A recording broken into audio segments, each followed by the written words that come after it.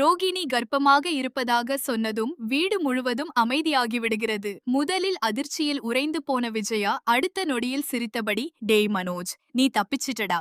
இனிமே அவளுக்கு பணம் கொடுக்க வேண்டிய அவசியமே இல்ல. இந்த கர்ப்பத்தையே காரணமா காட்டி கோர்ட்ல டிவோர்ஸ் வாங்கிடலாம் என்று சொல்ல ஆரம்பிக்கிறார். ஆனா ரோகிணி உடனே, நான் கர்ப்பமா இருக்கேன்னா இந்த குழந்தைக்கு அப்பா யாருன்னு நினைக்கிறீங்க? இது மனோஜோட குழந்தைதான் என்று தைரியமாக கூறுகிறாள்.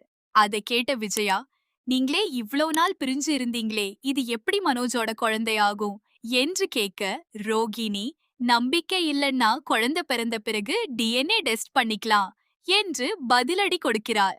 அதனா பிறகு ரோகிணி மனோஜை பார்த்து, நீங்களே உண்மையை சொல்ல போறீங்களா இல்ல நான் சொல்லட்டுமா என்று கேட்கிறாள்.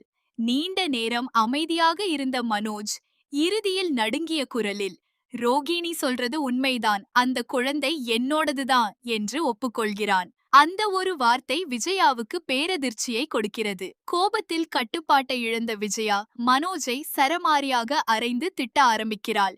வீட்டில் இருந்தவர்கள் தடுக்க முயன்றாலும் அவளுடைய கோபம் குறையவே இல்லை. அந்த நேரத்தில் முத்துவுக்கு தொடர்ந்து போன் வருகிறது. முதலில் எடுக்காமல் இருந்தாலும் மீனா சொன்னதால் போனை எடுக்கிறான். செல்வம் அனுப்பியிருந்த புகைப்படத்தை பார்த்ததும் முத்து அதிர்ச்சியடைந்து, ஒரு நிமிஷம் எல்லாரும் நிக்குங்க என்று சொல்கிறான். மனோஜ் தன்னை காப்பாற்றப் போகிறான் என்று நினைத்து முத்துவின் பின்னால் நிற்கிறான். ஆனால் முத்து அவனை இழுத்து எல்லோருக்கும் முன்னால் நிறுத்தி அந்த புகைப்படத்தை காட்டுகிறான். அதில் மனோஜ் வேறொரு பெண்ணுடன் திருமணம் செய்து கொண்டிருக்கும் காட்சி இருக்கிறது.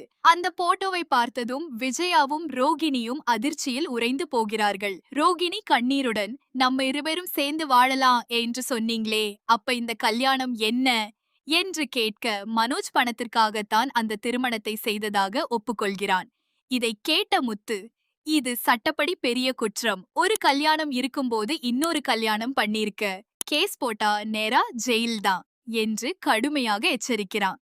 அதன் பிறகும் மனோஜ் ரோகிணிக்கு டிவோர்ஸ் கொடுத்து அப்பிறகு அந்த பொண்ணுக்கும் டிவோர்ஸ் கொடுத்து மறுபடியும் ரோகிணியையே கல்யாணம் பண்ணிக்கிறேன் என்று சொல்கிறான்.